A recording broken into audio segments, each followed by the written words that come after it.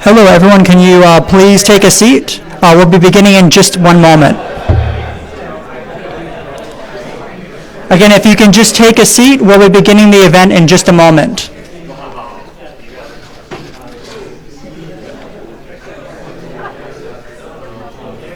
Sai, for the rest of the event, be mindful of the camera.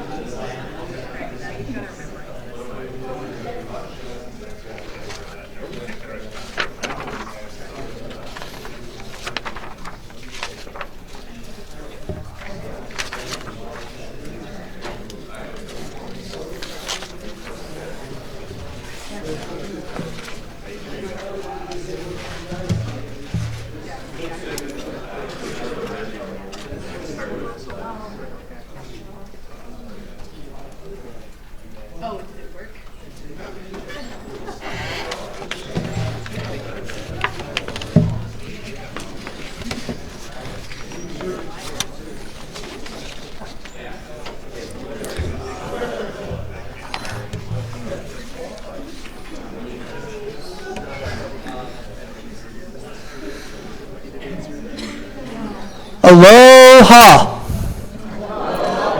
All right, we got on the first try, not bad, guys.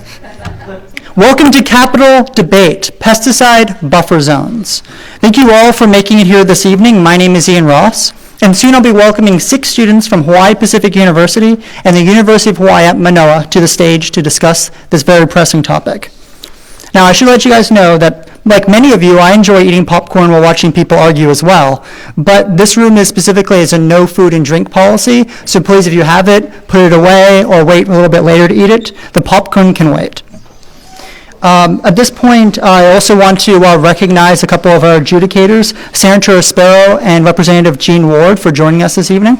We're in their office, so I want to give them special recognition. Thank you so much for being here. In a little bit, we'll hear a few words you might want to share about this event. So why are we here this evening? Well, we're here because I believe we should reject the notion that oversimplified explanations and talking heads yelling over each other on television should be the main strategies for political discourse. Further, I think we're all better off when we don't live in echo chambers and when we're exposed to contrary ideas. I, with a team of former debaters and current coaches, have set out to do just that by tackling these problems that I mentioned, by starting Debate Hawaii, an organization striving to raise the level of public discourse in part by hosting debates on important issues. Democracies depend on a well-informed public. In a democracy, we have a responsibility to be able to articulate ourselves on at least the most important issues and to listen to people who disagree with us on them. We also, when we fail to meet these responsibilities, we miss an opportunity to be of help to our communities. Debaters in the college years spend thousands of hours over the course of that time fine-tuning the way they do rhetoric, the way they speak, the critical thinking skills, and other things like that. And I believe that this is especially true here in Hawaii, where we're home to some nationally and internationally recognized debaters who've done very well ranking all across this country and in other countries. And that's why that we believe that they are great proxies and great individuals to be debating these types of topics. The debate style that we're using today is a similar one to British parliamentary and Australasian styles. 2 teams with 3 members each will take turns coming up discussing for things for 7 minutes each and their views on the topic. And when a debater is making an argument on the stage, someone from the opposing side may stand and be recognized. The debate format is meant to invoke a similarity to the deliberative nature of the political process. Debaters are assigned their speaking roles, and their roles titles include things such as Prime Minister and Opposition Whip. But in another very real sense, the debaters mirror the public. They're not experts in every field. Their arguments are grounded in values, first principles, logic, and research, all tools accessible to each of us. This is not and cannot be a scientific investigation, but is instead a civic discussion of whether or not government can and should act in certain ways. It is a question each of us must ask ourselves when we vote or reach out to our legislators or argue with that one neighbor who has opposing views to ourselves. In a traditional academic debate fashion, the debaters were assigned their sides ahead of time, and their views and opinions they express aren't necessarily those of the speaker, the institution they come from, their debate society, and they're certainly not the views of Debate Hawaii, because we have one view, and that is that debate is important. Now, this event isn't all about our views or the views of the adjudicators. We want to know what you think. And it's 2016, and the age of requesting, at this point, requesting you to turn your cell phones off is kind of a lot to ask.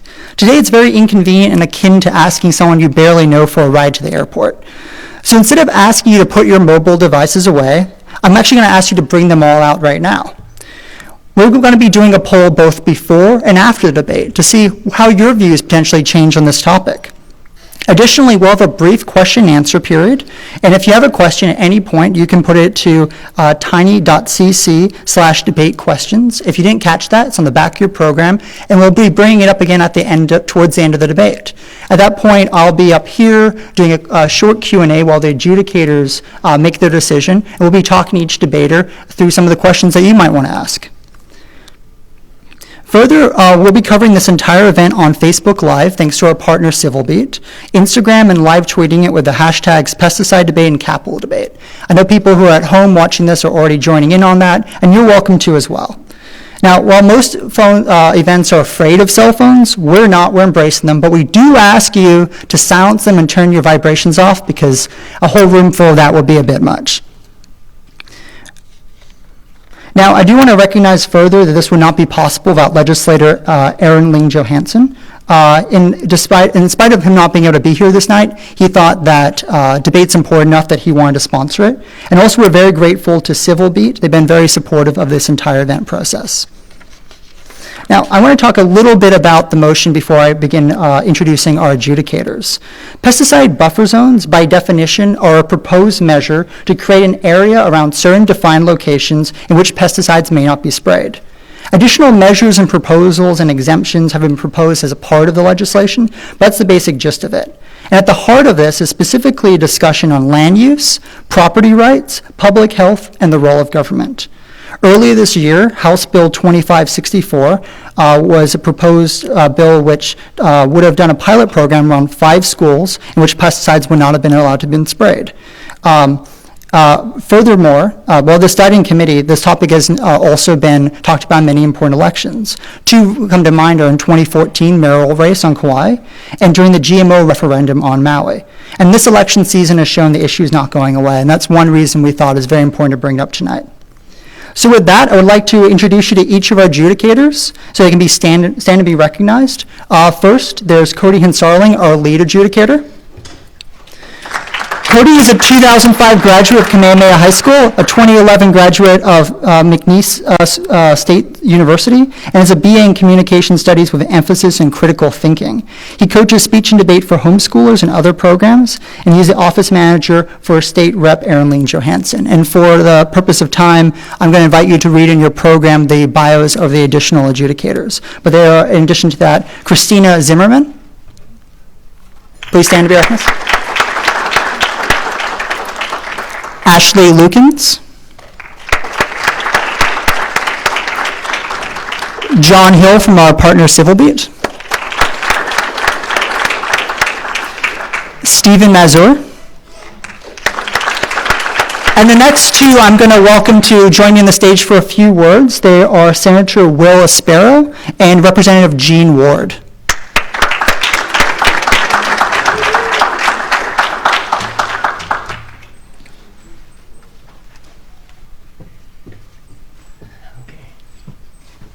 Thank you. Aloha, good evening, and welcome to your state capital. We're very happy and honored to be here with you, and we want to thank Civil Beat and Debate Hawaii, Ian Ross, and most importantly, our students from HPU. Raise your hand, HPU. Oh, they're back there, okay. And UH, where's our UH?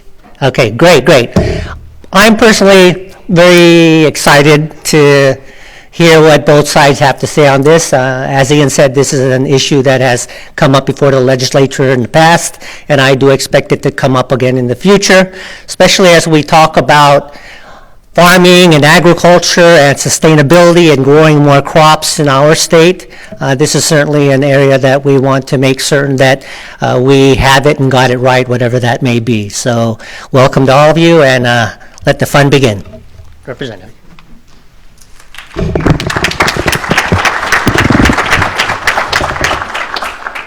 Aloha mai kako, aloha. Aloha. Thank you all for being here and loving a good debate. That's why I'm here. I love a good debate. Some things and sometimes we forget that this is really the training wheels for democracy, the give and the take, the objective on one side and on the other. It doesn't mean that they're enemies, it just means that they disagree. And as we hear the debate tonight, I want you to know it's probably better than the debate we have next door in the house. And I say that with admiration to you because oftentimes people's minds are already made up before they get on the floor, and the debate, the speeches are canned. You don't have the give and the take or stand up with the point of information. I love that because it minds sharpen minds the way that iron sharpens iron. And sometimes we don't have that because it's too choreographed and too much predetermined, if you will. Now for the UH and the HPU guys, how many of you know Mike Ross or Harvey Specter? Raise your hands. How many of you are going to go to law school or Harvard Law School? Raise your hands.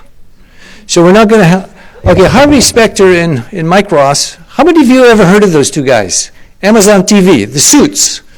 They're the lawyers who really show what the profession is about. And they don't always argue fair, but it's always fun to know because I thought a lot of you guys would be in training for law school. And I'm proud to say my daughter just started her first year in Connecticut, so I'm kind of vicariously going through the process. But I love a good debate, and I want to thank all those that have come here, those who have sponsored, particularly Civil Beat. You guys are becoming really a good community member. And for Cody and for Mr. Ross and all the things that bring it to the Capitol, which, as Senator Spiro said, is your house. It's the people's house. So thank you and welcome. Aloha. I'd like to note that Representative Ward helped adjudicate our last event in which he told us his daughter had just applied to law school, so maybe next time we'll hear about her good grades. All right, so without further ado, I'd like to welcome tonight's debaters to the stage. We're going to be starting with the University of Hawaii at Manoa. Sterling Higa. Sterling is the captain of UH Manoa's debate team. He teaches performing arts at the School for Examining Existential Questions of Sustainability, and he's studying for a PhD in education at UH Manoa. Next, Geraldine Duff. She's a student at UH Manoa studying economics. She has been both a coach and a debater for several years, and Geraldine has placed run-up in both the Pan Pacific and Pan American. Eventually, she hopes to be well known in the U.S. circuit. And then there's Kenneth Go. He was born and raised here on Oahu, and he pursues a degree in English at UH Manoa. He's a part of cohort number 4 for the Doctor of Medicine Early Acceptance Program, and he's previously competed in policy debate, impromptu speaking, and congressional debate. Let's give him a round of applause.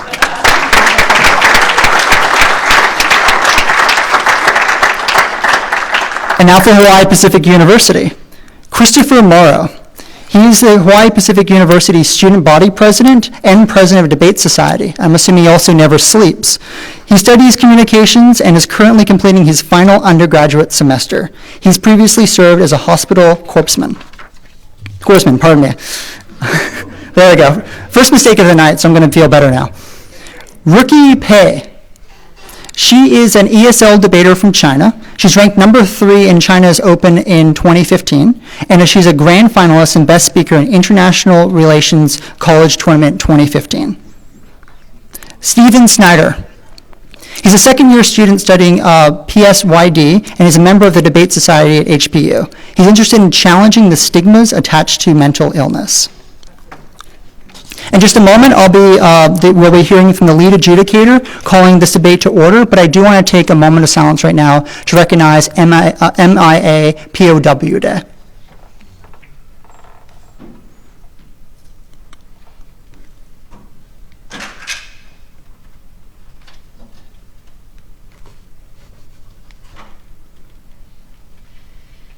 Thank you very much. Cody, the floor is yours. Thank you very much, Ian. I call this House to order, and I call on the Prime Minister to give a speech not to exceed 7 minutes in defense of the motion that this House would create pesticide buffer zones around schools and hospitals. Mr. Prime Minister, or Madam Prime Minister, the floor is yours.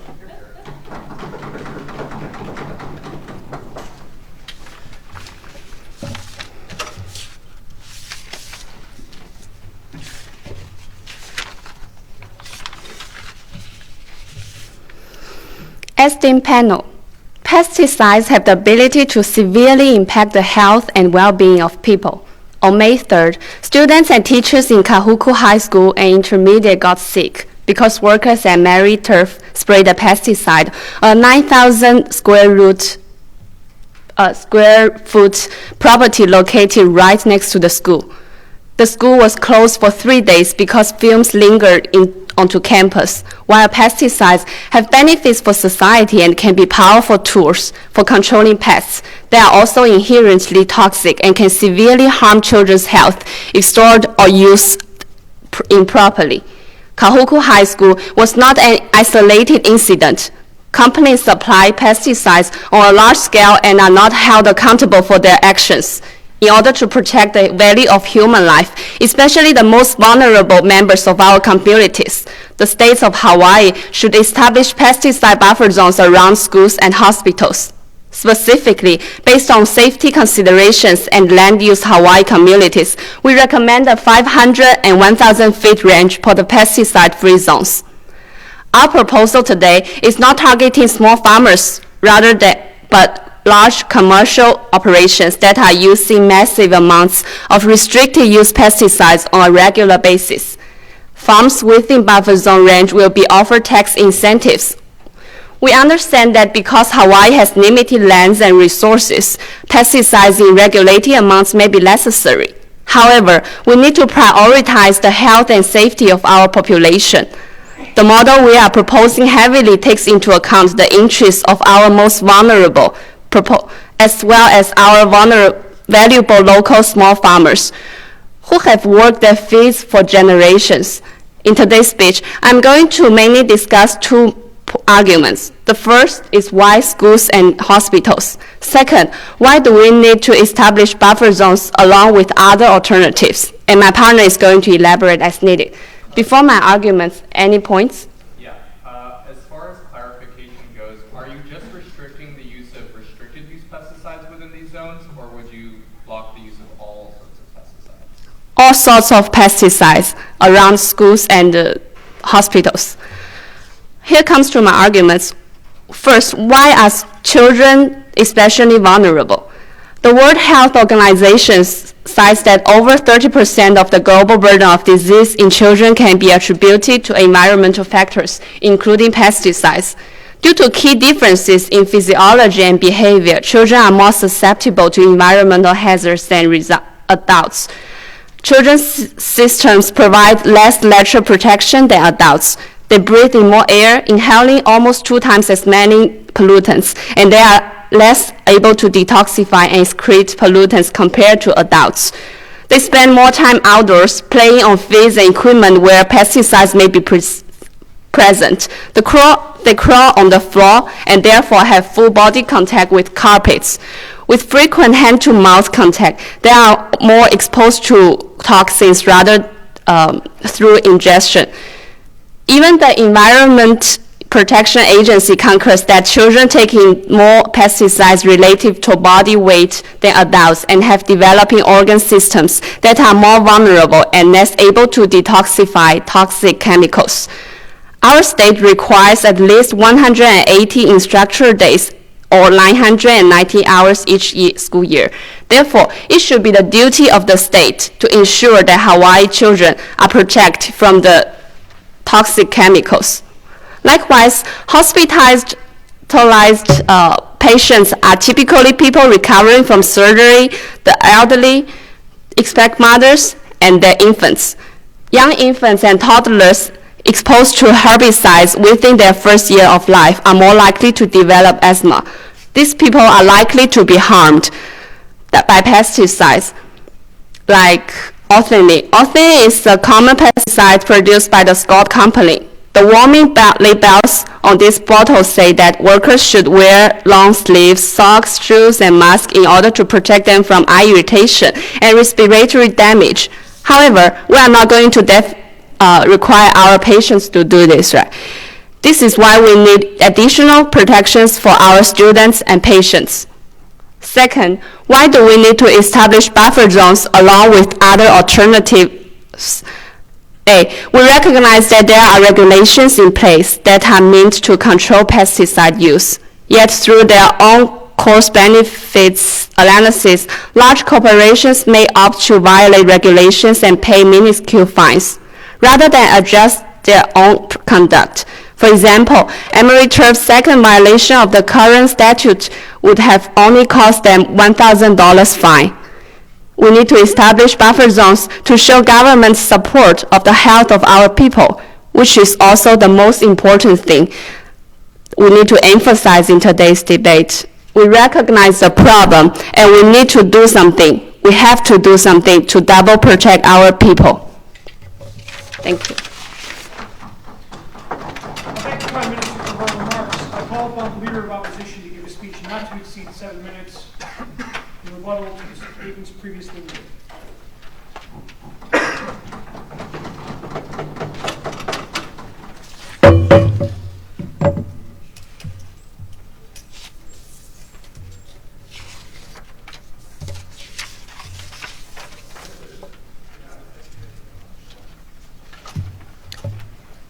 Speaker and panel, audience members, it's somewhat regrettable that we can't have on this stage someone who actually experiences the effects of pesticides firsthand, because I'm sure that they would have been able to offer far more compelling arguments than those that we'd heard from government so far as to why we need to regulate the use of these pesticides. On opening opposition, we're not going to take the approach to tell you that pesticides don't cause harm. We think that to dispute the science on that would be ill-advised, it would waste your time. Neither are we going to tell you that nothing should be done about this problem. Instead, what we're going to tell you is that the model proposed to you by this government team is ill-advised and it's not going to solve the problem. And if the problem is as severe as they state, might actually make it worse. First, I want to respond to some of the things that were said in the last speech before I get into what we're going to bring you from the opposition side. First is their model of the people getting sick from these large single spray incidents. This is actually not the greatest harm with the use of pesticides. Rather, it's constant low-level exposure that is most likely to cause the sort of endocrine disruptions and other sorts of developmental disorders. It's not the case that if you're sprayed in the face with pesticides once and exposed to a high dosage of that you're going to develop disorders. You may have an asthmatic reaction, but all the sorts of other things that they're talking about happen with constant low-level exposures, which their model doesn't solve, because they only target large seed companies. They don't realize that a very small percentage of all the restricted use pesticides used in Hawaii are actually sprayed by large seed companies like Monsanto, Syngenta, DuPont, Pioneer. Rather, it is actually small growers and indeed regular civilian people and businesses that use the vast majority of restricted use pesticides in this state, which means that by solely targeting large seed companies, you're not actually addressing the real problem at all, which is the fact that we're all tremendously reliant on these chemicals, which may or may not cause massive harm to people. But the last thing in their model is they say they're going to offer tax incentives to pay for this. We're going to tell you that this is not going to work. It's going to be massively expensive and probably not a good use of state funds. But before we go on to the positive matter, sure. So with your model, you're saying that we're not addressing the problem overall, but isn't it more important to take issue and make a stance now for the immediacy of the situation? No. First, on opposition model, I could give a more extended response, but it'll be interwoven. First thing is to say is that buffer zones are difficult to enforce and do not solve the harm. One, the cost of enforcement of buffer zones is difficult and expensive because it requires an already cash-strapped DLNR to have more people to enforce this regulation. Now, the bill that was proposed in the House had a provision for this. It allowed civilians to bring a case in court against somebody they believed had violated the regulations of the pesticide buffer zone, and if the state ruled in their favor, the company would be forced then to pay the legal costs. This is effectively a subsidy towards the sort of plaintiffs' attorneys who profit off of this sort of thing. Doesn't actually lead to enforcement. And also more likely, this is most likely going to be used against small people rather than the large seed companies who are highly likely to be able to fight off these charges in court. It's not the case that these are actually going to lead to a better thing there. But the other thing here is that pesticides still cause harm because buffer zones only work in ideal wind conditions. They don't address the long-term effects on watersheds, and long-term exposure to small amounts continues. But finally, if we think that bad things ought to be limited, government doesn't really give us the standard of where that's met, right? Many substances cause harm, but their use is not prohibited. For instance, in many of the schools affected by this motion, we serve our children atrocious food which is likely to contribute to the development of diabetes, cancer, and cardiovascular disease, and yet we don't think that that's a substantial harm that ought to be remedied, although that's one where the science is far more clear, no. The other thing to say here is that all the small businesses, individual homeowners, and affected schools still use pesticides on their groundskeeping. Now, let's say government wanted to be braver and say that we need to ban pesticides for all people and not just target Syngenta and Monsanto. If they do that, the cost of groundskeeping rises astronomically for all of these hospitals and schools. It's very difficult to keep a lawn free of pests or a garden free of pests without using pesticides. If you want to try this yourself at home, that's fine. Most businesses can't afford that. It's going to drive up the costs there, and that's not a good thing. Second thing to say is that buffer zones are going to injure local agriculture because we have to consider this in context, right? Local agriculture, one, consists of large seed companies like Monsanto, Syngenta, DuPont, Pioneer, Dow Chemical, and BASF, right? These companies take advantage of Hawaii's unique growing condition to grow their crops. The problem here is that their entire business model relies on them being allowed to spray these pesticides, which means if this buffer zone is actually successful in causing them to reduce their operations, either they reduce their operations or they leave the state. What do we have in the opposite case? We have a bunch of agricultural land, and hopefully we'll have some small producers, local producers, people who maybe are growing organically. Why is this not going to happen, and why is this not going to be good for the state in the long run? One, because none of these companies can compete at market costs. It's a very niche market of people who are consuming local produce who are willing to shoulder the higher costs of, say, Manoa-grown lettuce, which is actually grown on the west side, rather than buying the lettuce that comes from the mainland. The reason that we can't do this is because we're a member of the United States of America. This state is. And until we're not a member, it's not going to be the case that we'll be able to compete at input costs for agriculture. Why is this the case? One, because we're a member of NAFTA, which means that Mexican producers can undercut us on the agricultural market. Two, because you can't set up interstate tariffs, which means that we can't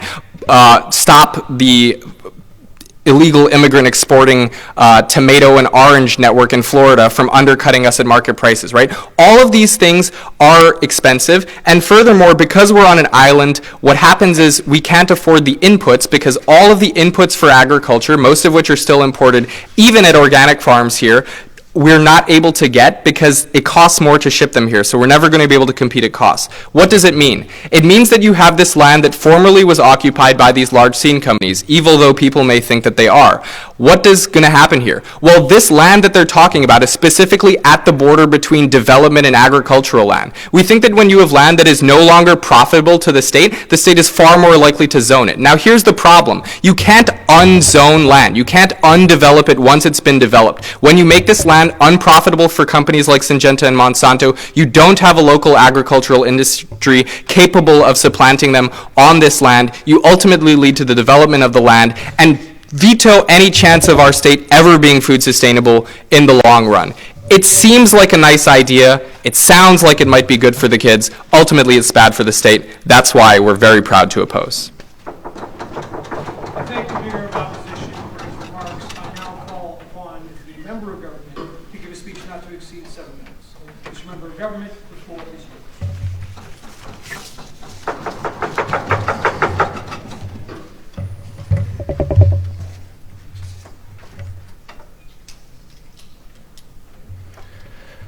Mr. Speaker, panel, audience, I'm very happy to be here today to address this subject because it is one of great importance. What is more important than our INA and our people? We have to do our best to approach the situation in a way that is pono, and we have to have aloha for the people who earn their livings in our wonderful state. So I'm going to begin with a little bit of rebuttal from what I got from the Leader of the Opposition. He pounds in the idea that low constant exposure is a major problem. But I would say that the Board of Water Supply does a pretty good job at maintaining the appropriate levels of water in our state and the permissible levels of exposure for any kind of possible toxins that are derived from pesticides. So when he addresses a point about the cash, when we're talking about our tax incentives in our plan, I think that if we were to use the tax that we use on cigarettes, because not only have we raised the legal age that someone can buy cigarettes, giving our stance on the matter, we should further push away from things that are harmful for our people like cigarettes. And so this tax will fund our tax incentives for the farmers who are affected in these communities, who are within the buffer zones. And as far as injuring the local agriculture, I think no. I think what we're asking them to do and what we're challenging them to do is to raise the bar and to approach this from the right perspective. Now, this leads me into my positive matter, technology and creativity. Pesticide buffer zones address the immediate need for a challenge that will require a more long-term solution. So how can we get that long-term solution? Well, first, we have to get these buffer zones in so our children are safe, so our people are safe. We have to take care of one another. And these inpatients in hospital and these children, they don't have the autonomy to leave. They have to be at school. They need to be in the hospital to get better. And so we have to look out for them.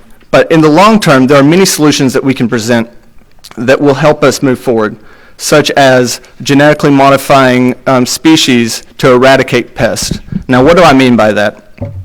Dr. David Berube is a member of the FDA's Council on Risk Advisory Management, and he gave a speech recently denoting that we have the current technology that exists, and it's pending federal approval, that we could use genetic modification for mosquito species, for example, which are a problem in the island, and we do admit that pests are a problem. They can bring things like malaria, Zika virus, dengue fever, yellow fever, and what happens is when you genetically modify these mosquitoes, the next generation is sterile and they die out.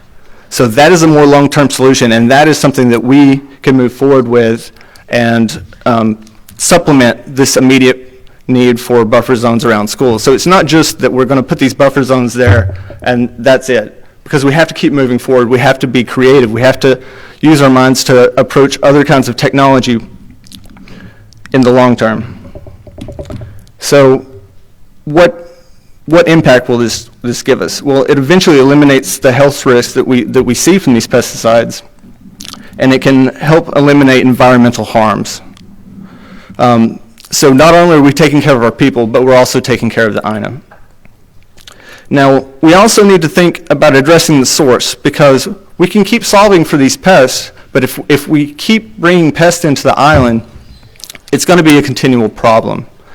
So to do that, we should look at how we've cut our shipping. There was a great article in West Hawaii today in 2012 talking about how the numbers of inspectors who inspect the incoming shipping cargo containers for these kinds of pests that are problematic to us have been cut. So maybe we should look at to supplement those programs, because this is such a large issue, and cut the problem off at the source instead of short fixes. And that's why we propose the immediate fix as well as a long-term solution. I'll take your POI at this time. This technology you speak of, who actually has access to implement this as a substitute for pesticides? Anybody who seeks the access. I mean, they're not restricted from adopting technology. Only if they refuse would they not have access, I would imagine. So by doing this, we reduce the amount of pests that come into the islands and the vulnerability for the state. And with the remainder of my time, I'm going to supplement or extend on the Prime Minister's points. So when they're talking about long-term exposure, yes, that could possibly be a problem. And that's something that we need to address. But there are many examples of people who have had serious short-term exposure. The 10 workers for Syngenta who were hospitalized due to their exposure to chlorpyrifos. It's a crystalline organophosphate insecticide used for termites, mosquitoes, and roundworms. And so they entered a cornfield. And in this cornfield, they were exposed to this chemical. Well, this chemical is labeled as non-toxic, but once it's metabolized, it's toxic. So that they use that as a legal loophole to get around saying that, oh, well, you know, it's fine, it's not toxic, but once it's processed by the body, it is very dangerous. Now, what are the dangers? Dizziness, headaches, nausea. It affects the nervous system, and it can actually cause paralysis and death. And many of these workers who were put in the hospital were there for weeks. So I do think that there are immediate exposure. When you look at these children who have to go to the hospital because they're exposed, we can't let that happen. That will never be okay. That is not something that we should ever sit and say, oh, well, you know, it's just a few people. One person is too many.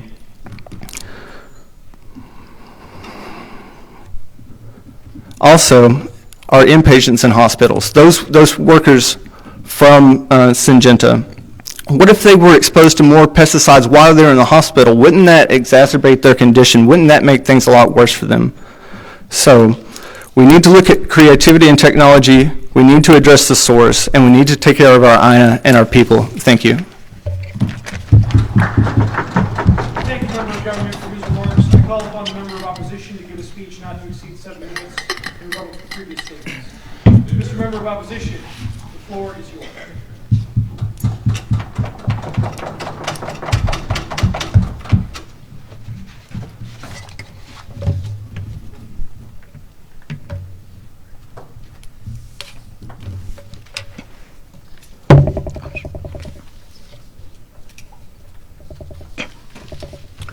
Honorable Chair, we do understand the grievances presented so far by the proposition. However, what we do not understand and we do see as regrettable is the stance that they are currently taking within today's debate. Not only does their model prove to be inefficient and is actually solving the grievances they listed, but it actually would leave the state of Hawaii in a much deeper and much entrenched position. In my speech, I'm going to be offering an extension of what my partner has brought up so far, as well on how buffer zones injure local agriculture, but before doing so, some outstanding points of rebuttal. So from the last speech, one of the main points that we heard was this idea that buffer zones are an immediate thing that needs to be implemented, right? They tell you that that people need to be ensured that they're safe, and they try to reassure us that there's other technology that's currently within existence that is going to supplement what we're going to implement, right?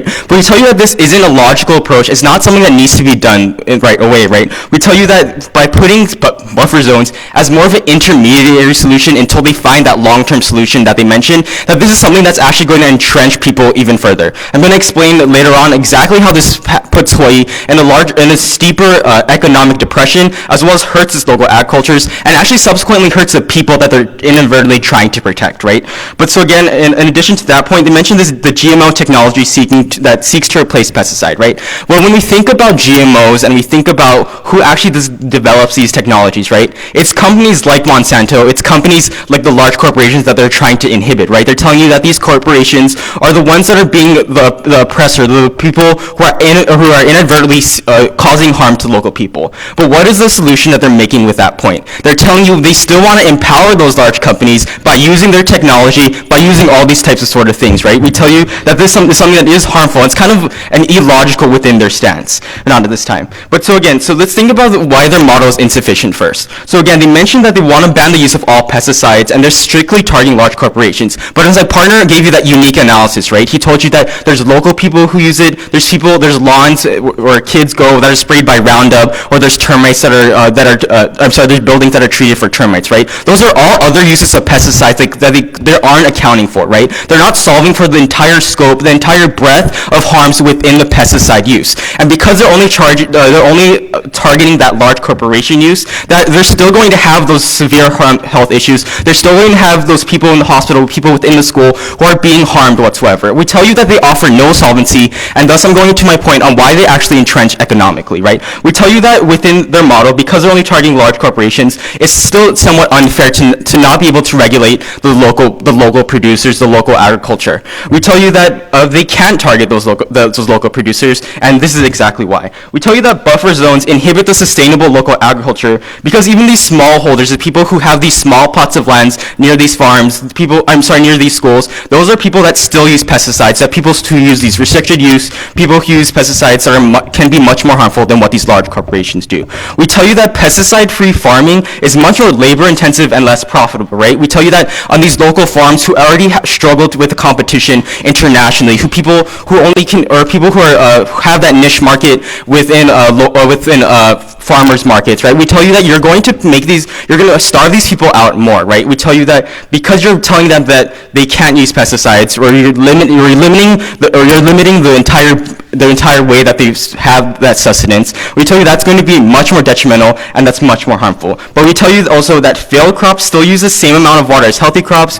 We tell you that's actually still another resource issue that you're going to have. We tell you that even pesticide-free agriculture, right, requires more land to produce an equivalent yield, which is also furthermore disrupting additional ecosystems, not at this time. We tell you again, right, when you think about the way that Hawaii is, because land is so finite, because farms are so small, or because farms still have to compete on the global scale, on a larger scale, that you're going to be minimizing the effectiveness of these local farmers, right? You're going to put them in a position where they're forced to have to do something that makes their business less profitable, or you're going to be limiting the land limiting the land they can to equate the same yields that they want to do each and every year. We tell you that in those cases, right, where you have those people who are losing out in those instances, that is much more detrimental and that's much more harmful, and that's something that's clearly not accounted for by the side of proposition. Before moving on, yes, I'll take your point.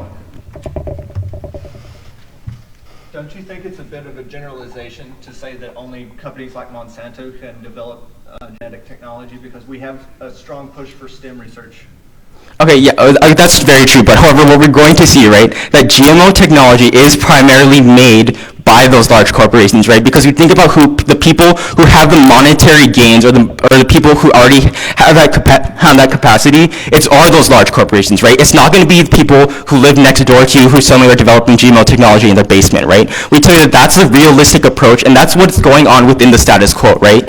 So moving on, we also tell you with the idea of land, right? We tell you that because if you're minimizing, or if you're creating specific zones around these schools where people can't farm, or people can't use these pesticides, as my partner already mentioned, that's land that's essentially going to waste, right? We tell you that in case if there's a farm that's actually nearby a school, if they can't use anything within that feet limit, right? We tell you that specific plot of land will not be able to be used. And we tell you that agriculture land specifically is much more finite and is also much more more specific. We tell you that not every single piece of land within the entire state of Hawaii is able to have farming, right? We tell you that because it is so specific, because it's held within certain areas, that it's much more detrimental in those instances. Because when you develop that land after it's away from agriculture, you can't go back into agriculture, right? We tell you that entire harming within that industry is much more detrimental, but it's also irreversible. We tell you that because Hawaii's ability to grow food and to be self-sufficient is something that's of utmost importance, if you take this stance where you're reducing something that helps these crops grow, or it helps these people within their entire livelihood, you're essentially reducing Hawaii's ability to compete within this market, but also to be relevant within the state itself. And for all those reasons, very proud to oppose. I thank the member of opposition for his remarks. I now call upon the government whip to close the side of argumentation for the government team by giving a speech not to exceed 7 minutes. The government whip for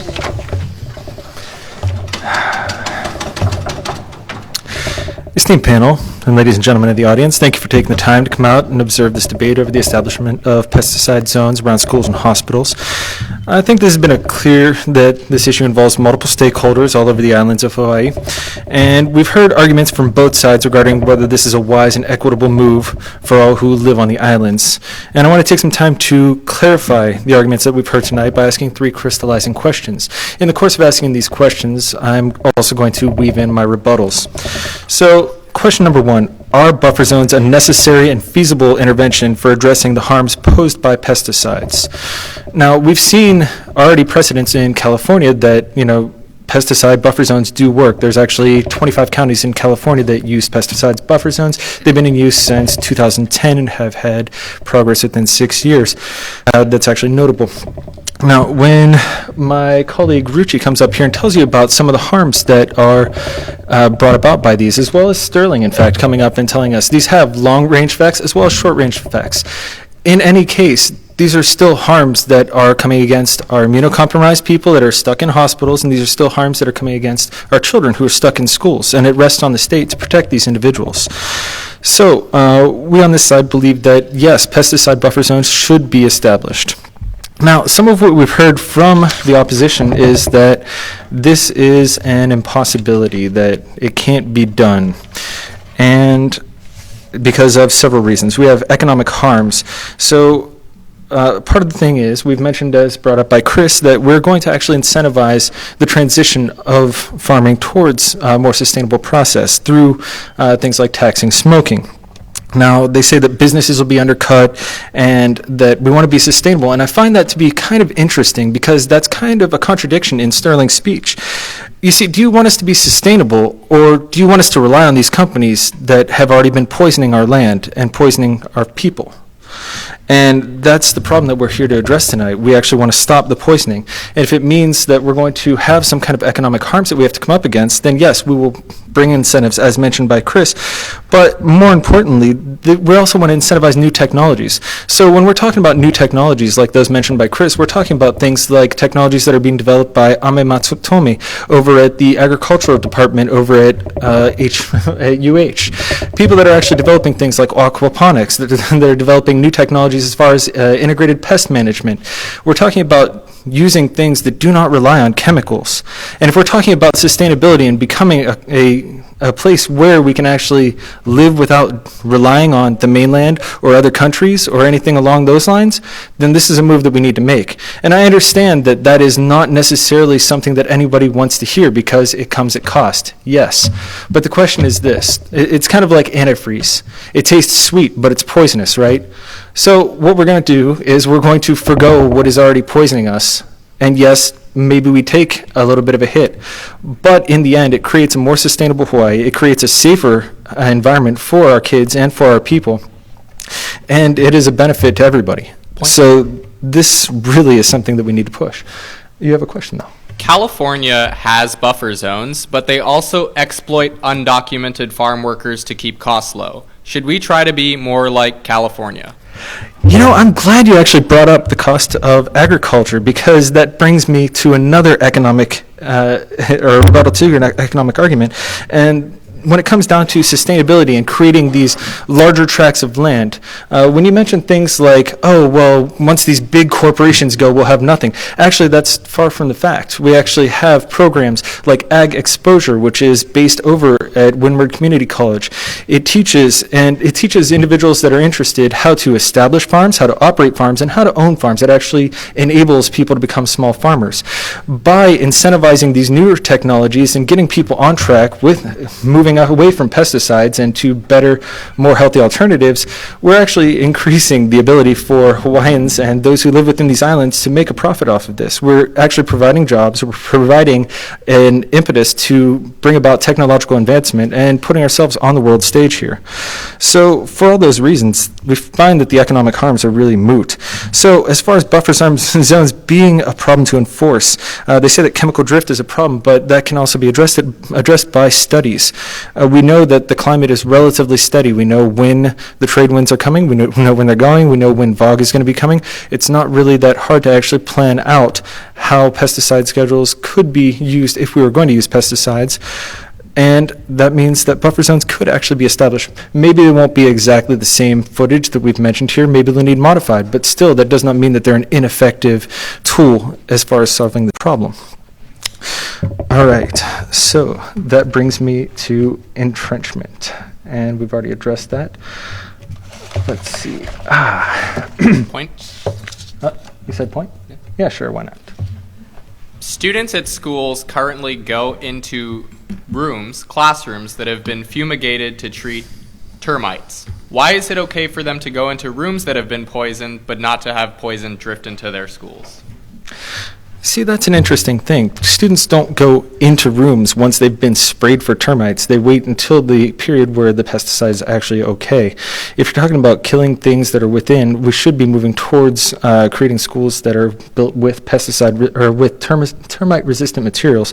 However, in the meantime, yeah, there have been sprays. Okay, we're willing to bite that cost, that there are pests that are harmful, but the thing is, we're not allowing big corporations to come in and spray down. This isn't about tiny use. This is about actual large corporations that are being irresponsible with their use of pesticides and thus endangering the health of the residents of Hawaii.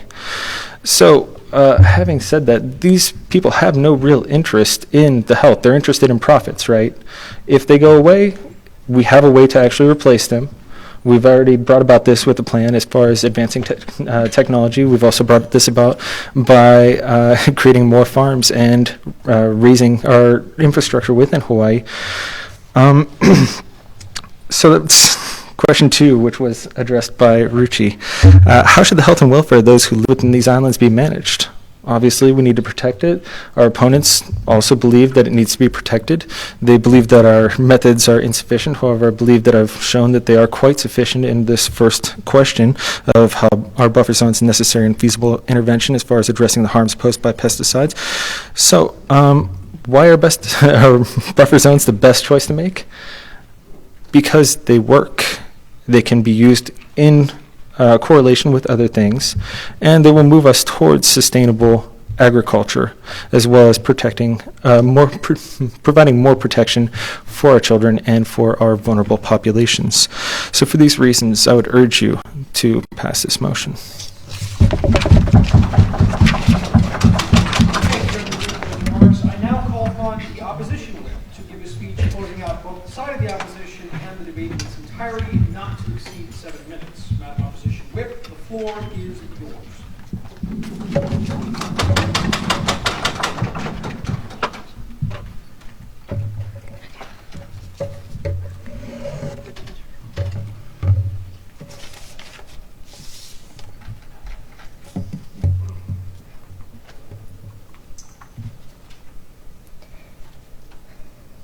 In the discussion of an issue that affects thousands of people across the Hawaiian Islands, it's not enough to give wishful thinking about the economy or wishful thinking about what these seed companies do or what are just solutions that don't actually work. I'm going to clarify this round today and give you an analysis on the cost and benefit of pesticides, as well as if we're able to show, even if the costs outweigh the benefits, why is it that buffer zones that the proposition team proposes is not an effective way of handling the problems? But first, what are the costs and benefits of pesticides? Well, what did we hear from proposition? We heard two things essentially. First, we heard that the cost is dramatic changes in like asthmatic symptoms, that more people are getting asthmatic symptoms that are causing them to have difficulty breathing. Two responses to this. First, Sterling tells you that they're actually still exposed to these pesticides, right? Because the amount of pesticides that greatly affect them isn't from like the large spraying that comes from large agriculture, but in fact it comes from low-level exposure, right? Things that are used in schools and hospitals to actually stop to control the land or maintain the property around. We tell you that is where they get the most exposure. Buffer zones and attacking the seed companies don't actually solve for that. And second, we also have to look at exactly where we are going to target this, right? Because if the the smallest percent of restricted use pesticides isn't in fact these seed companies or agricultural businesses, then we ought not to focus this model on them. Second thing they tell you is that GMO use can actually replace pesticides and that this technology is great and we should invest more in this. We tell you that maybe that is a good thing, but that's another time, another debate. We tell you that this new technology is actually not available, right? Kenneth comes up here and tells you that this technology is developed by people like Monsanto. The problem with proposition wanting to implement this technology on a widespread usage is that when you discourage Monsanto from developing technology in the Hawaiian Islands by establishing these buffer zones, they no longer have that incentive to develop that technology here and are not likely to give out that technology or those information to other farmers, right? So if their hope is that these small local organic farmers can use this use GMO technology to actually help their crops, they're not actually going to get this because they disencourage Monsanto and other companies from actually exposing this technology. Last thing that this speaker says is, well, we can help develop this technology. We have programs at different universities and different scientists working on this. We tell you that if the Prime Minister comes up here and tells you that this issue is so pressing that we must act now, then this policy ought to be implemented right away. What's the problem with this? The problem is that if we're going to implement it now, we're not going to be able to actually be able to survive the effects of this, right? So they're willing to wait a couple of years for that technology to be developed as well as that technology to be implemented. And in that meantime, what actually happens is they hurt the very people they're trying to help. They're actually going to put a lot of agriculture's businesses out of business. They're going to hurt a lot of employees who are employed by these businesses. And we tell you that's actually going to hurt the people they wanted to help, like the children. But what are the benefits to pesticide, right? But we're not on opposition saying that pesticides are inherently good. But we tell you that it's something that we need in the current economy. Why is this?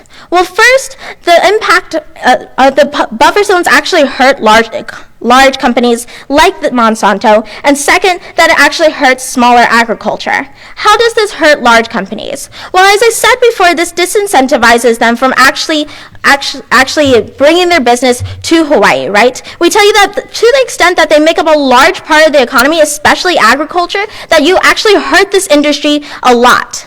Second, how does this hurt smaller agriculture? And this is important, right? Sterling tells you that these farmers right now cannot compete. Proposition would rather have a world in which we're just waiting around for these farmers to actually develop techniques or technology to be able to compete. But that's not the way it works, right? Our economy is not isolated, despite the fact that we live in an isolated place. We import a lot of our food, and that food is actually produced at a lower price, meaning that the farmers that they want to succeed just can't do it.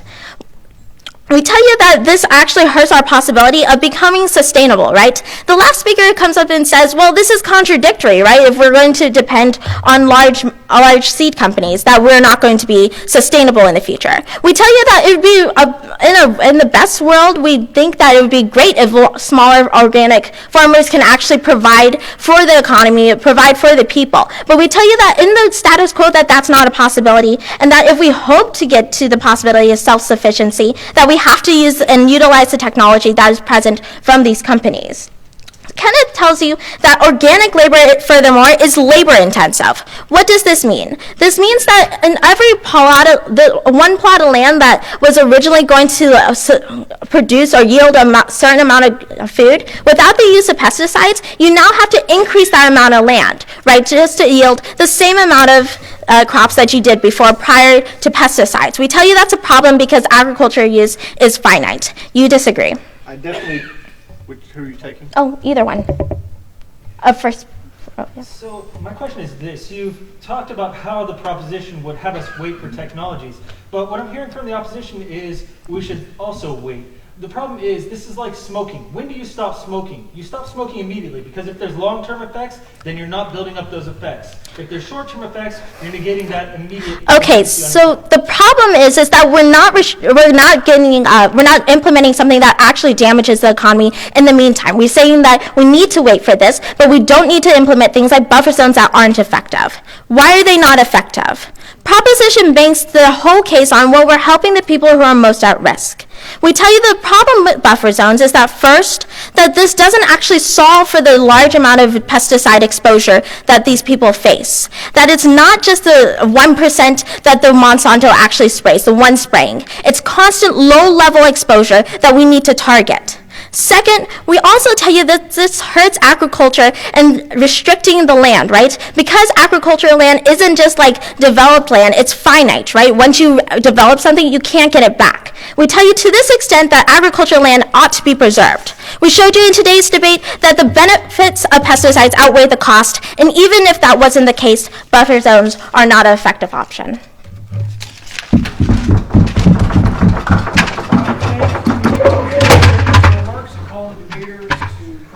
Shake hands and congratulate each other around. With that being said, I will ask the judges to escort me outside and begin our deliberations.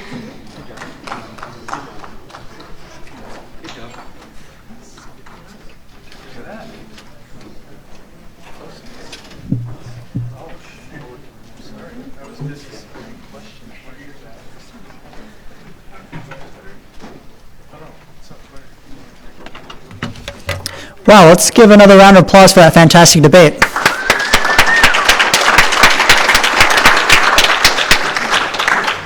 All right, well, I'm going to have a few questions for both of you in this Q&A portion. This is something new for the capital debate series. We played around with some different things to do while the judges are adjudicating, and we decided it'd be really interesting to hear from each of you. So, as I mentioned earlier on, and as you've seen for a while now on the slide, you're able to submit questions, and you can direct them towards one or the other side, or I can figure out which one might work best there. So you can always feel free to submit those.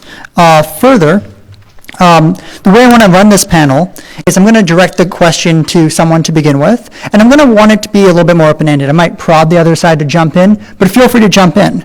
Though I do want to remind you that Shakespeare reminds us that brevity is the soul of wit, and that will allow more people to get more responses in. I'll also be throwing in a mix of my own questions and questions from the audience, and I'll be relying on the next person who'll be coming to speak to announce the next topic, or Motion Committee Chair Daniel Hugo, to let me know when the adjudicators are about to finish up so I can invite him to let us know what the next topic is. All right, with that, and feel free to continue submitting these questions. I need to add one last thing. Until the close of this portion, you're also invited to please vote in the post-debate poll.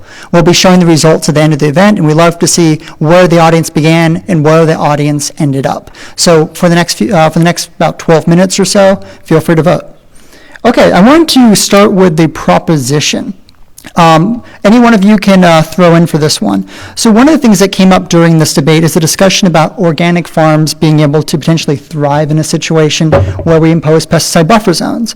I ask you, how would we really potentially see this? My understanding is the major constraint is there mainland competition sending food in. So would really less non-organic farms allow them to thrive more in Hawaii? Any one of you free to answer? All right, go for it, Christopher. Use the mic or speak loudly. So people who enjoy purchasing organic produce are the same people who enjoy buying local. Okay. So don't we already have that population here? How would the pesticide buffer zones allow for more organic food to be produced, was the question. having those buffer zones would allow the organic farmers more, how would I put that?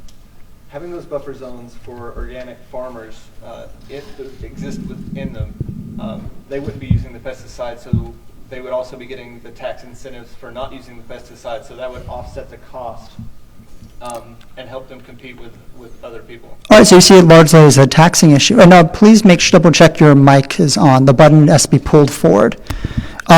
Sterling seems like he might be wanting to jump in on the tax incentives as economic incentives there. Just as a statement of my personal opinion, I am a firm believer that sustainable organic agriculture would be great for the state, but at the present moment, it is not cost effective. And here's the problem. Whole Food Set can definitely afford organic products, organic produce. They can afford that. But the people who are living on minimum wage in Hawaii cannot. So the issue is you can create all the food you want that's organic and that is pesticide free, because if you institute the pesticide buffer zones, inherently you give a cost advantage to the organic producers who are not affected by the pesticide buffer zones, don't have to scale back their operations at all, can basically farm right up against their borders. Even if that's the case, you're not going to be able to get the benefits. But the problem there is the subsidies that the government would provide and subsidies that have been proposed are very expensive. So where is the money for that going to come from? You basically hurt the poor in two ways. One, you increase their taxes so that you can pay for these subsidies to the inefficient local producers. And two, you increase the cost of food to these people, because the only way that you're going to get them to buy these organic products other than imported products is if you're able to stop the cheap imports from coming in. Unless you're able to stop Walmart's containers from coming in, you're not really going to be able to do that. Okay, this next question I want to direct to Geraldine Duff. So a lot of the conversation came down to the idea of long-term exposure versus short-term exposure. But wouldn't buffer zone limitations around schools and hospitals at least reduce the amount of the time that we see that sort of exposure to those schools? So isn't the buildup even protected somewhat by these buffer zones?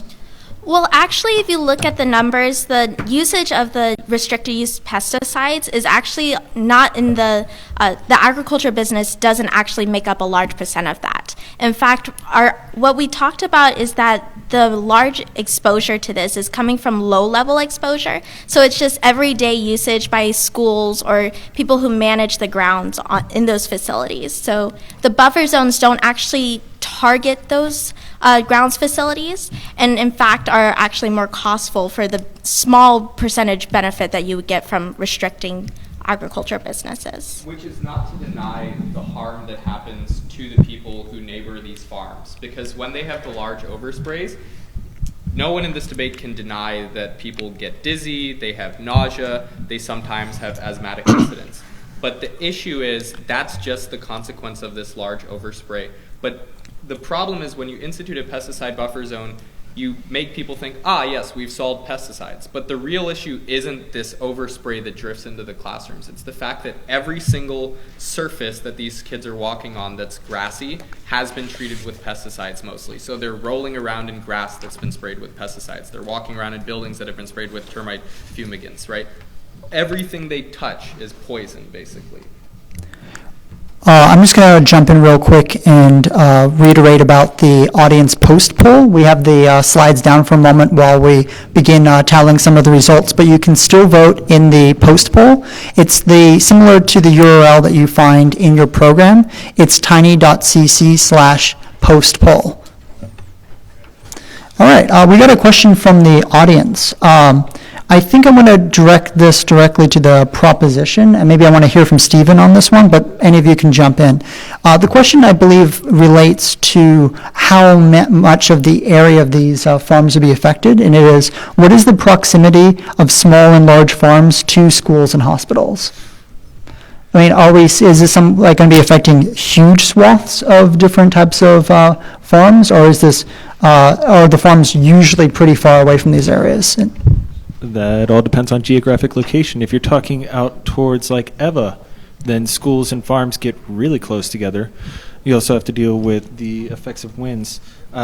Mind if I address a little bit on the last question as well? Oh, yeah, please. I wasn't sure if anyone, you wanted to jump in on that, but go for it. Aside from overspray, which Sterling mentioned, you're also talking about special use pesticides. So when we're talking about like things that kill termites and things that work on groundskeeping, there's actually set spray schedules and set restrictions. So they're going to be sprayed when school isn't in session. There's also a decay rate on pesticides. They don't just sit around and do nothing. Secondly, when we're talking about these special use pesticides, 26 of them to be specific within the state at the very least, they actually tend to be solid pesticides. So they're things that are actually going to be absorbed into the ground or things that aren't going to get into the airways. While yes, there can be problems with children like crawling and whatnot, you're also dealing with things that have been passed for decay rate, so they're going to be less harmful by the time children are actually exposed to them. But even so, we're still dealing with large pesticide company or large companies that are spraying pesticides within this motion rather than individual use, which has been conflated a little bit, I believe. Okay. This one's for Kenneth, because I'm one of the people who gets this feeling, and I think you might be as well, where you come up with the perfect POI you wish you had asked, but didn't get the chance to. I'll give you that chance to ask the POI right now. So one of the main issues that we saw so far in today's debate was this idea about clarification. And so one of the main clarifying points that that wasn't made clear by the proposition are, like what I actually just mentioned earlier, the idea of the proximity. Yeah, we need to think of, like, they mentioned, again, their whole idea about their buffer zones target these larger farms or these large companies, but they really failed to give us a solid example of a large company that's neighboring a school. They give us like examples of a smaller, like maybe smaller farm, but there's still that kind of ambiguity about what specific large farms near these. So at this point, the speaker would cut you off for the 15 seconds, but I think you got the idea there. Ricky, we haven't heard much from you in the Q&A. Do you want to try to tackle that one? Or Christopher also looks like he's ready, if you're not. So actually, we already mentioned that Amerifi Turf, like companies like them, this is the specific example we gave, and they already sprayed the pesticide on a 9,000 square foot property located right next to the school. That's what we mentioned about the proximity. And also, about the economy cost, we mentioned that we recommend a 500 to 1,000 feet range for the pesticide-free zones. So it's not going to be the whole island, and we start as this because we think it's right the time. We need to do something instead of like doing nothing because we need to defend the money. All right. Would anyone from the proposition like to offer a POI that they wish they had gotten the chance to go say to the opposition?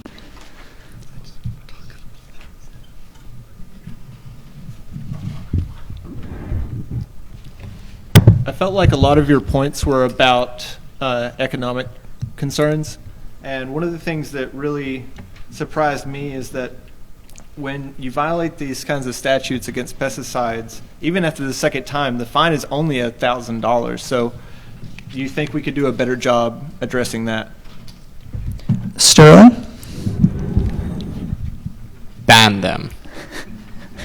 No, I speak like very, very seriously there. So the issue with pesticide buffer zones is if pesticides are so harmful to our watershed and to our people and to the workers, as government brought up, a far better solution is going to just be to ban the use of something. Like, if somebody is committing a sin, it's not enough to say, you can sin, just sin 10 feet further back away from me. It's far better to say, you're a sinner, stop doing that thing. This is like a big issue on the island of Molokai, where more than 2,300 acres in the middle of the island are being monopolized by seed crops, right? Like a vast swath of agricultural land there is controlled by a very small number of companies. Like, if we think that their action is reprehensible in some way, you can't just tell them, well, if you preserve this area around that for this buffer zone, we'll be fine. And if you take a few steps back from the streams in this area, then that'll be fine. I think you have to think about it is, if you pass a model that says buffer zone, what you're basically saying is the problem is fine as long as it's not in my face. But if it is a problem, you have to confront it head on and have braver policy making. Okay. Can I make a... Yeah, please. Okay, so Don't you think it's kind of contradict with your former proposal? Because you were saying that you don't want to do anything, and now you say you want to ban the pesticide. Don't you think it's going to cut off the economy from agriculture more and cost more money here? Well, the argument there is if we accept that the benefits of pesticides overall outweigh the harms, then let's just continue on the present course. But if the harms are more severe than the benefits, the action of a pesticide buffer zone doesn't solve the problem. Like, there's going to be a lot more action necessary to actually combat the harm. So in a debate, you can say that one approach is to say that the problem doesn't exist, and you could say we don't need to change anything because a problem doesn't exist. We say that a problem does exist, but if it is severe as you say, your proposal doesn't solve the severity of the problem. It's not linked to how severe the problem is. And if the problem isn't as severe as you say, then no regulation is necessary at all. So of course it isn't the obligation of the opposition to offer a counter model. They just have to indicate why they feel that the proposition didn't fulfill their duties in terms of providing information for it.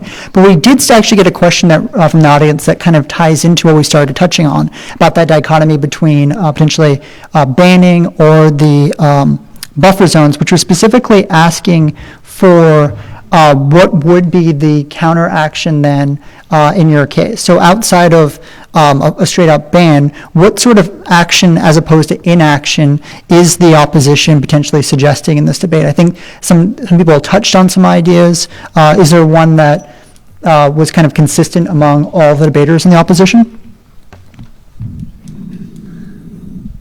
One of the biggest challenges that local small producers face right now is being able to efficiently get their goods to market.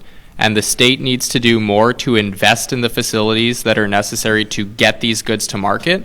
They need to do a better job of networking between local food retailers and the local agricultural producers, because until you have the establishment of that efficient market, they're never going to be able to compete at cost. So any other benefit, any other thing you do to try to hurt the seed companies in advance of that is going to be self-defeating. The only way that you're able to get food sustainability in Hawaii is if you improve the relationship between the small producers and the markets. Until you do that, nothing else will help. Stephen, do you have anything you want to add to that? Actually, I just wanted to agree with the previous point that Sterling made, that an all-out ban would be ideal. However, considering the motion we were kind of stuck with, why would a pesticide buffer zone be better, and why might it be necessary in this case? And what he brings up when he talks about these big companies is the idea of industry pushback. This motion has already been on the table before the legislature, and it'll very likely be up again soon. Part of the point of the debate is to see where we can go and what is an equitable solution for all parties. If it comes down to it, yeah, we're probably not going to be able to get a straight out ban. But if we end up having to go with buffer zones, that's one step closer to getting a ban and getting a healthy setup going, as well as something that doesn't affect the market as drastically as an all-out ban. When we're talking about distribution issues, though, there is already a fairly okay distribution plan when it comes down to getting things to farmers markets. You've got farmers markets in Kailua, you've got farmers markets in Kapolei, you've got farmers markets at KCC, you've got at Jefferson Elementary at the end of Waikiki, you've got them down in front of Ward on Saturdays. There is an immense amount of market space that is actually available on the island. It would be good to get more produce to those, but I think a lot of that has already been addressed by the industry. It'd still be good to look into. All right. Well, thank you very much for this Q&A. Let's give our debaters another round of applause.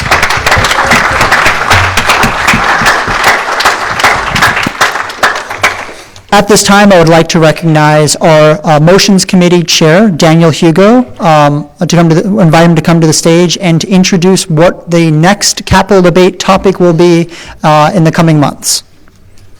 Daniel.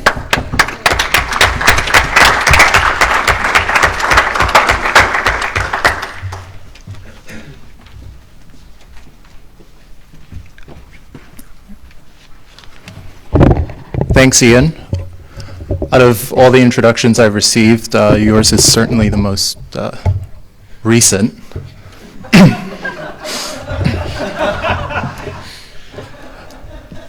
here to discharge two duties. The first, an administrative function. The second, a civic obligation.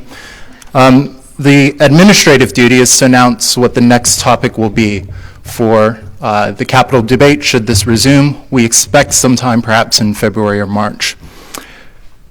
The motion for the next debate will be that this House would increase the state general excise tax to fund rail. Now for this civic obligation.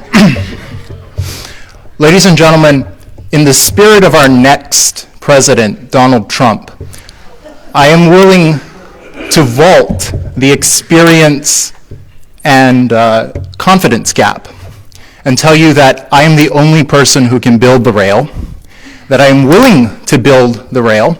I have no experience with building rails, but I do have absolute confidence in myself, and that's something that is lacking when it comes to the rail project.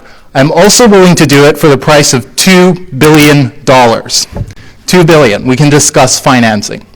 $2 billion. That's less than you've already spent on rail. That's less than you're likely to spend if the rail's going to be completed. Now, obviously, I can't just give you a price and give you confidence. I have to give you some sort of plan. I'll do that now. It's very brief. We already know how to build rails. I've been to a place called Pearl Ridge. There is a rail there. And I propose to extend that rail to the IAS shopping center. Once it becomes profitable, I'll build the rest of the rail. This is a very simple proposal. It makes a lot of sense if you think about it. And what's more, you may be thinking, who actually wants to go from Pearl Ridge to IAS shopping center? Well, I can tell you, I don't know who wants to go from Kapolei to Middle Street, but that seems to be the proposal that's on offer right now. So, you have my bond that I'm willing for $2 billion to build you a nice, beautiful rail that will go from Pearl Ridge to IAS Shopping Center, and which will eventually expand to potentially include the entire island once it becomes profitable for me to build the rest of the rail. That's the proposal that's on offer. The other alternative, which looks like it might have to be what we do, is to increase the general excise tax and have you pay for the rest of the rail, which may not even be a rail because you haven't got it yet. So, bye guys.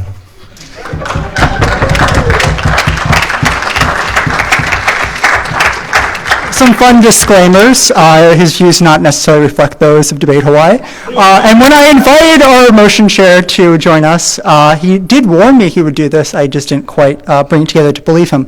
But thank you very much, Daniel. Another round of applause for you.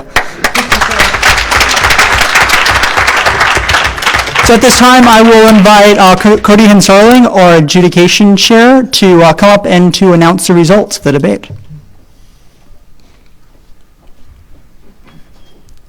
And shortly after he comes up, we'll be factoring all the responses to the pre- and post-debate poll and let you know who your selected best speaker and winning team is.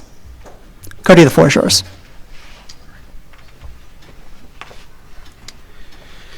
Thank you, everyone, for coming tonight. The adjudication panel met outside. We had a lively discussion. We did ultimately come to consensus. I will not say it is a unanimous decision because it is not. We voted on a 5-2 decision in favor of side opposition. So congratulations to the team from the University of Hawaii at Manoa. Side opposition did prevail. Now, I do want to give a couple of caveats here. We would like to point out that we would have liked to have seen more tangible examples.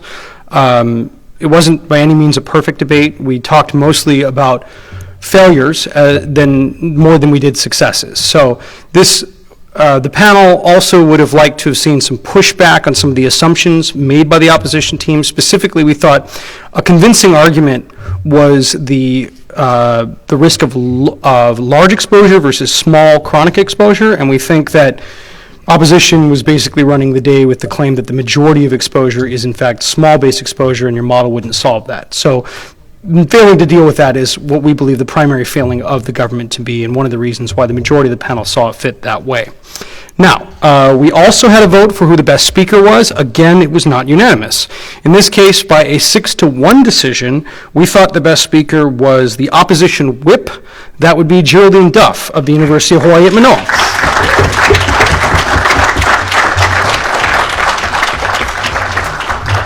Thank you to both sides for participating. I think this was a rising and lively discussion, and on behalf of the judging team, we appreciate your participation, and we thank you for the opportunity that we all got to see today.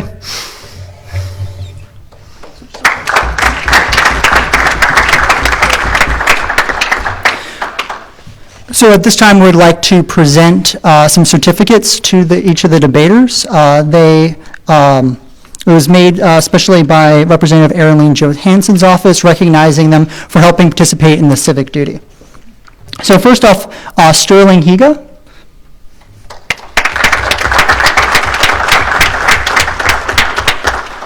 Geraldine Duff, your best speaker.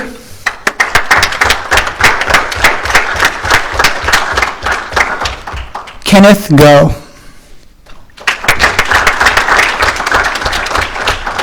And from Hawaii Pacific University, Christopher Morrow.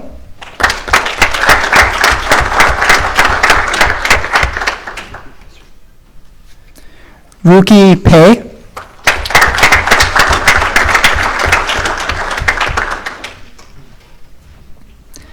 And finally, Stephen Snyder.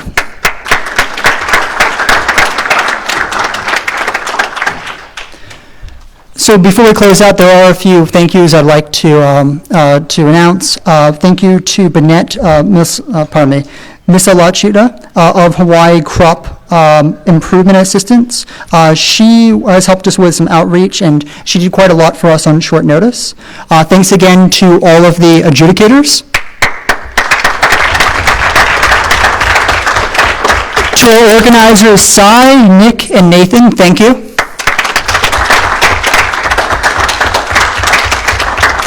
To my fellow Debate Hawaii officers, that would be Lee Dan Yi and John Chan.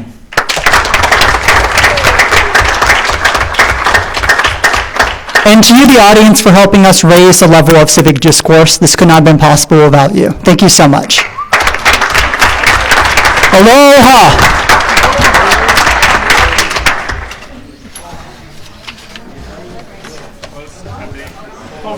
Oh, yeah, pardon me, I did not show the posting of the results.